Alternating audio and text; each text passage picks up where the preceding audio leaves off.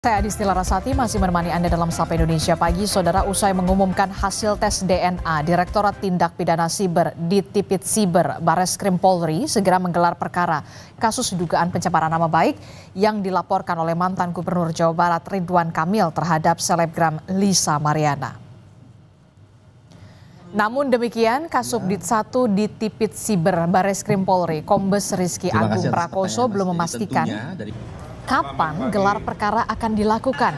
Rizky mengatakan gelar perkara dilakukan guna menetapkan tersangka dalam kasus yang dilaporkan RK terkait dengan dugaan pencemaran nama baik dengan terlapor Lisa Mariana melalui sejumlah media sosial.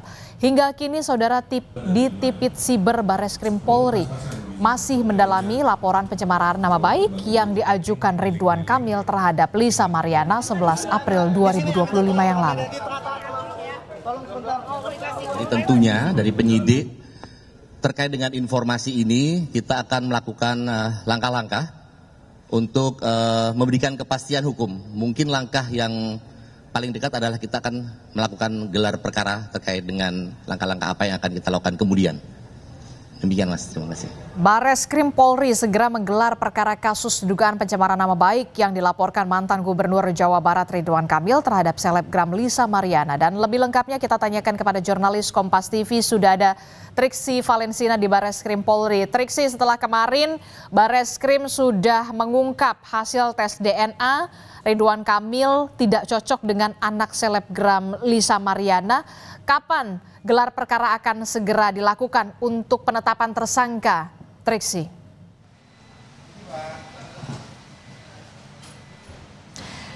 Yang dipastikan adalah secepatnya gelar perkara ini akan dilakukan oleh Bareskrim atau dalam hal ini adalah penyidik karena memang statusnya saat ini sudah naik ke penyidikan, mengingat bagaimana hasil tes DNA ini sudah disampaikan dan ini akan menjadi acuan dalam penyidikan.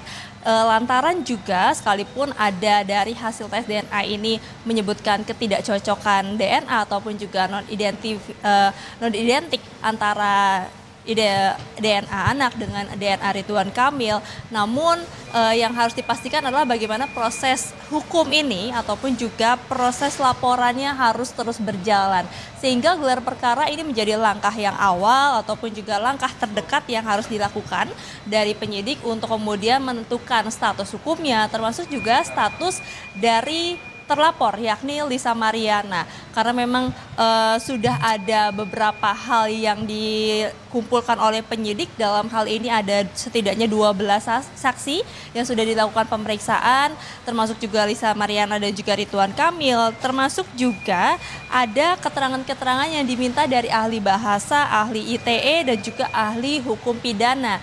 Dan juga diperkuat dengan bukti-bukti yang sudah dikumpulkan baik dari dokumen elektronik, sampel suara, surat-surat, hingga yang terakhir kemarin adalah hasil dari tes DNA. Tentu kan ini sudah dikumpulkan semuanya, maka dari itu penyidik harus melakukan gelar perkara untuk menentukan bagaimana status laporannya, bagaimana status terlapor, termasuk juga apakah kemudian nanti penyidik akan mengumumkan siapa yang dilihat sesuai dengan alat bukti, 2 alat bukti minimal yang sudah sah ini tersangka dari laporan dugaan pencemaran nama baik yang dilaporkan oleh Ridwan Kamil kepada Lisa Mariana. Nah, inilah yang kemudian kita akan nantikan Adisti dan juga saudara terkait dengan gelar perkara termasuk juga kelanjutan dari kasus ini. Nah, tapi kemarin kalau misalnya dari hasil tes DNA yang sudah disampaikan dalam press conference, ada tanggapan-tanggapan juga yang dikeluarkan. Yang pertama misalnya kita melihat tanggapan dari Lisa Mariana yang diunggah dalam sosial medianya menyebutkan bahwa dirinya ini menduga ada rekayasa dari hasil tes DNA, tidak menerima hasil dari tes DNA tersebut dan juga meminta untuk diusut tuntas. Sementara kalau misalnya kita melihat dari penasihat hukum Ridwan Kamil, Muslim Jaya Butar-Butar, menyebutkan bahwa meskipun saat ini proses hukumnya berjalan, Ridwan Kamil masih menempuh pertimbangkan langkah-langkah hukum, tapi tidak menutup kemungkinan ataupun juga membuka jalur untuk damai. Jadi memang ada kemungkinan-kemungkinan yang disampaikan oleh penasihat hukum selain misalnya jalur hukum adalah jalur damai. Akan ada negosiasi atau mungkin perbincangan yang akan dilakukan untuk menempuh jalur lain.